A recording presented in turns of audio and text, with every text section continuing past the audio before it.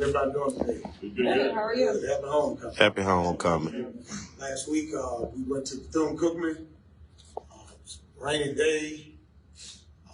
Literally, we didn't play well across the board. We started off fast, and unfortunately we weren't able to come out with the win.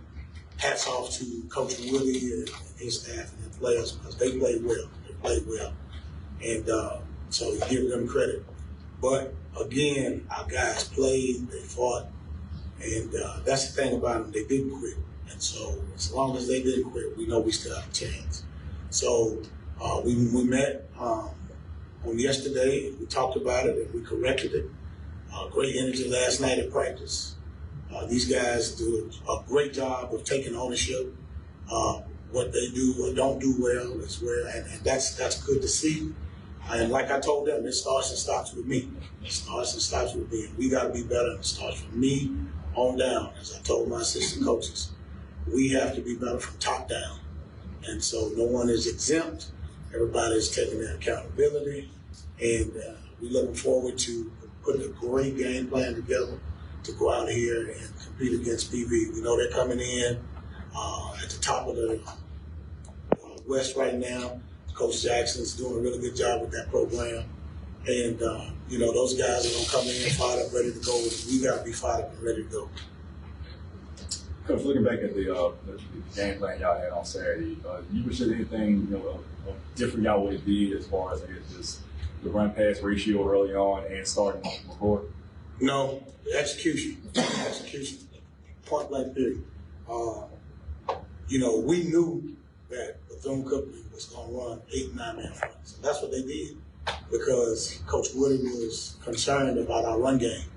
So they did a great job of running the 8 and 9 man fronts. And so if they're going to give you 8 and 9 man fronts, you got to be able to throw the football. You can allow your ego to get the best of you and try to run. But when they got more than that you can block, then you have to count it. And that's the thing that was the thing that we thought we had.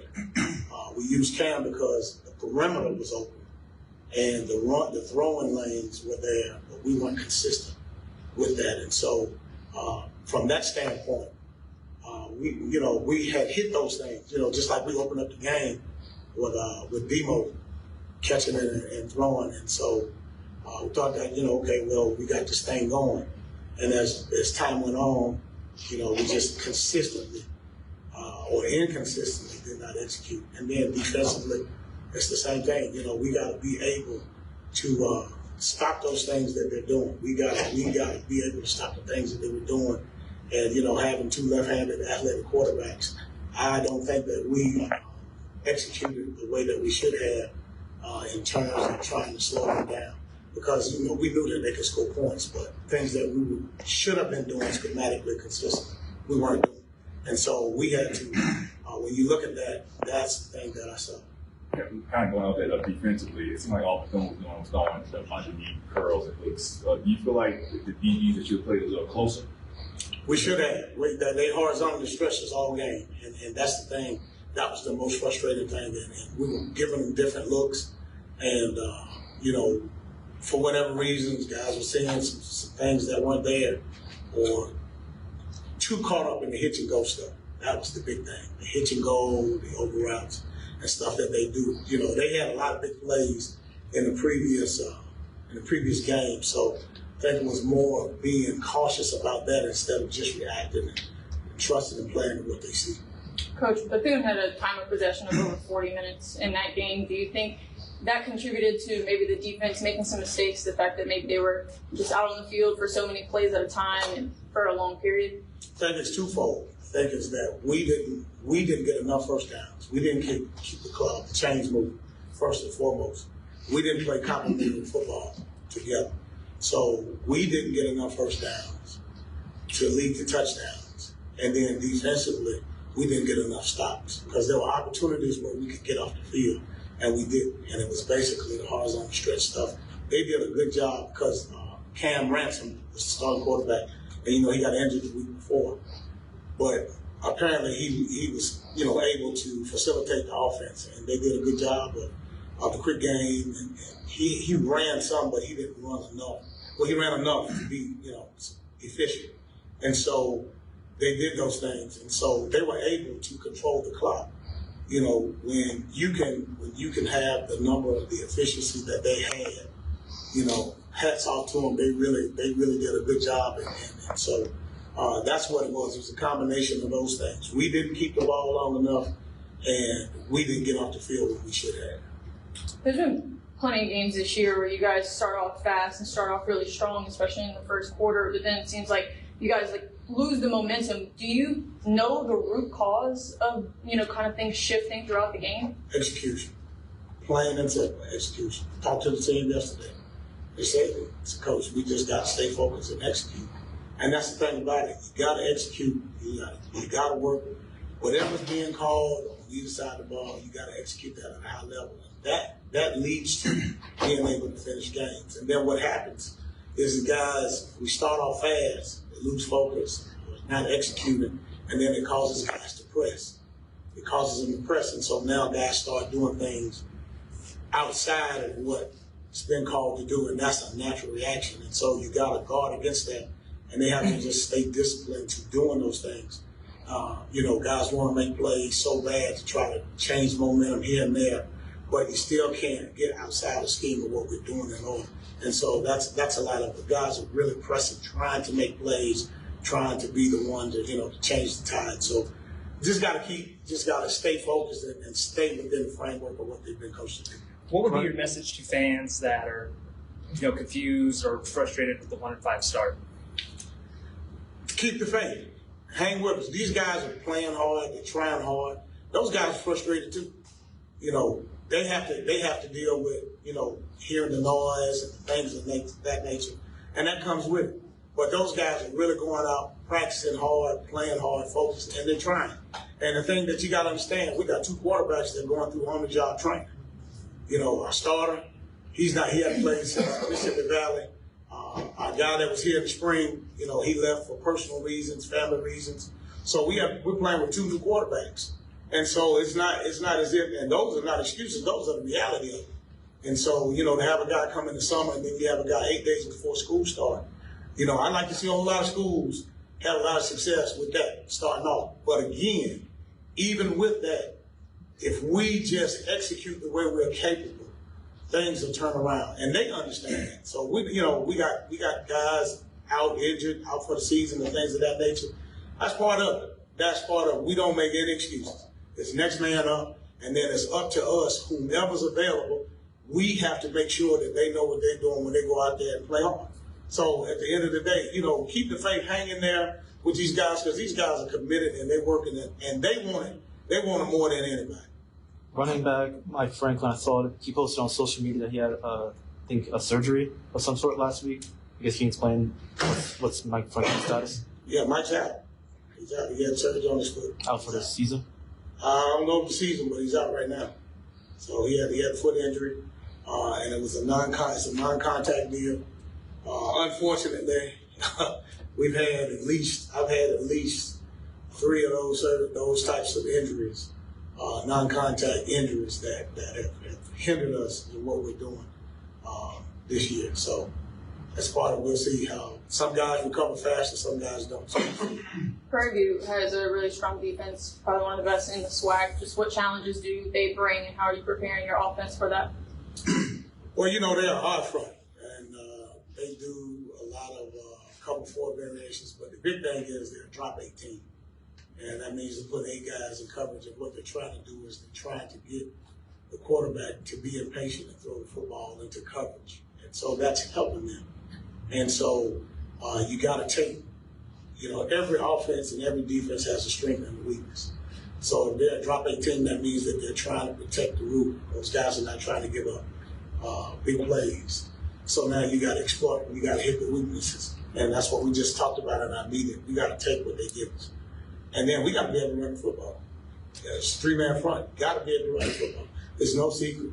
And it's things that they're doing. It's not anything fancy about what they're doing. They coach well, guys running to the ball. But at the end of the day, when it's a defense, as Coach Jackson alluded to, it's a defense that the conference is not used to seeing. for a full game. The last time the team that ran that was when I was coaching at another school, and we ran it, and we were a lot more exotic than they are. And so, but it's about being patient. It's about being patient and taking what they give you. That's how you give yourself a chance to score and compete against a defense such as that. Any update on Jalen Woods? He's been practicing. He's practicing. He's getting the groove. We were waiting on some things to come in for him, and so he's around. Like last night, he practiced. He threw the ball around. He's feeling good, and he's feeling confident. He went with us on the trip. That was good for him to get back into the groove, and he's getting better and better each day. He's like I said, he's getting back in the field and the flow of practice and getting it. And of course, nothing you won't really know until he actually gets into some real live type of competition. So, Does this game Saturday, does it feel like a do or die situation considering how far back y'all are and how ahead Prairie View is? You saying? No, we know what's at stake. But the thing is, I told the guys, a win Saturday gives us the tiebreaker. Horatio Johnson didn't play much after the first quarter, similar to Jackson State. Did something happen to him that was similar, or what was the... No, he got banged. I think he twisted his ankle, or something happened with his ankle, and that's unfortunate.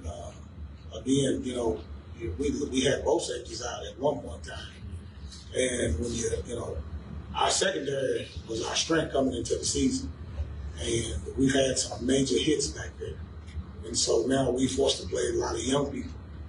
And so when you play young people, you got to kind of do what they can do and let them learn on the run, basically. And so that was unfortunate, not to have our leader and captain out there.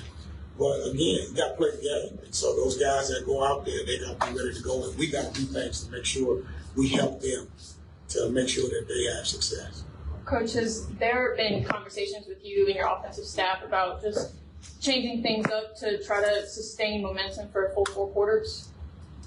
Yeah, we talk about it, but at the end of the day, it goes back to execution. It's always, everything's will always be magnified when things are not going well. If you flip that record with what we're doing, nothing will be said. But that's part of it. So it's not like, we're not looking for awards, media, pat on the back, whatever. We know that things are not going well, but you can't just abandon what you know that works. Case in point, that play with Darren Morris. That play's been there most of the time all year. So the execution of it, if we do that more consistently, things would be a lot different.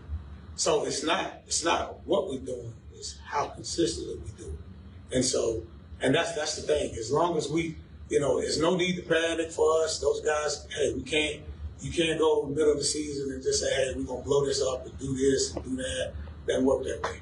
Doesn't work that way. You got to find out. I tell them all the time, find out what we do and do well and do that. Those things that we don't do well, work to do those things well.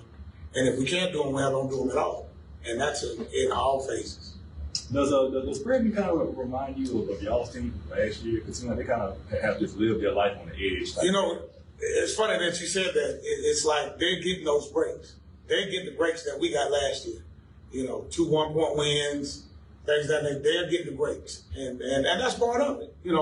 And hats off to them because they're finding that we're struggling to get that. But again, you just got to keep working, keep your head down, and keep working and pushing and giving great effort because, as long as like I tell them, it's easy to stop and lay down. The thing is to keep fighting. And if you keep fighting, it'll turn for you. One more question for Coach Grady. Ashton Strother, he came in late third quarter. What do you see from him and just learn about him? Just second time being able to relieve the starter. He's getting better. He's getting better. He talking about a guy that came 8 days before school started. And the guy's learning on the run, and his hats off to him because I don't know how many guys would have the moxie and the determination to try to do the things that he's doing, and that speaks to how intelligent he is, how committed he is, and how bad he wants it. And so it's hats off to him. Guy came in and you know, he played well. So consider. So it's again, to have a guy come in, we're fortunate. We're glad to have him, and he's glad to be here. And so you know, it's a deal. It's a repetition. You're gonna get experience in this game. The only way you can get better in this game, you gotta play it. You gotta play it, and you gotta be able to deal with the aches and pains and the heartbreaks and things that come with it. But again, if you don't quit, then you'll win in the end. Thanks, McGrady. All right, Thanks, Coach.